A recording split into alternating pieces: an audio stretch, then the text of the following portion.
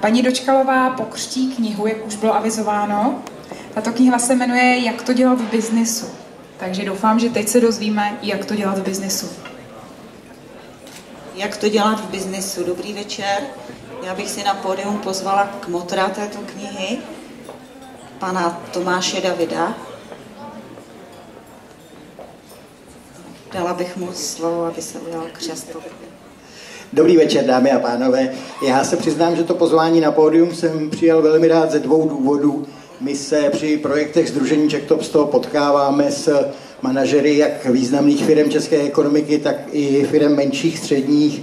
A já vždycky při těch setkáních mám radost, když se potkám s lidmi, na kterých je vidět, že nejenom dobře dělají svoji práci a odvádí takovýto základní penzum, ale na kterých je vidět, že tomu umějí dát něco víc, že umějí přidat a na druhou stranu umějí si z toho vzít i radost. A tak jak jsem Terezu Marii Dočkalovou poznal, tak vím, že patří k té druhé skupině a proto jsem to pozvání přijímal rád.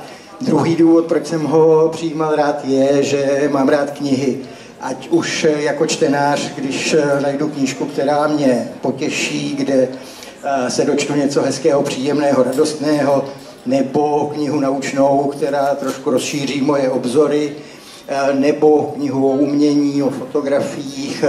Knížky mám rád a proto té příležitosti provést křest knihy, která si myslím, že si do vínku dala nám všem přinést trochu poučení, být nám všem, řekněme, pomocníkem a praktickým rádcem, tak jak v té své každodenní činnosti se setkáváme s řadou problémů a není asi na škodu si přiznat, že před některými trochu smeknout musíme, před některými musíme mít respekt, někde neznáme tu správnou odpověď. Tahle kniha si asi klade cíl být tím správným pomocníkem a myslím si, že tomu názvu, jak se to dělá v biznisu, asi určitě udělá čest.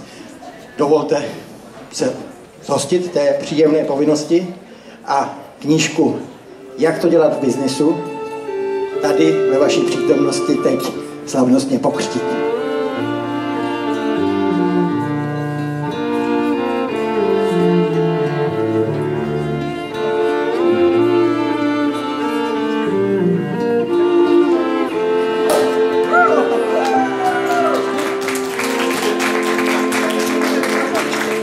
Já bych možná si nehrál jenom na kmotra, ale možná trošku na sudičku. Dovolte mi té knize do vínku vetknout 3 přání. To první přání je, ať neleží dlouho na regálech, ať je o ní zájem. To by bylo to první přání. To druhé přání, ať je opravdu nám všem zdrojem poučení, tak jak ho kdy potřebujeme. A to třetí přání, no ať se tady brzo sejdeme, bude edice.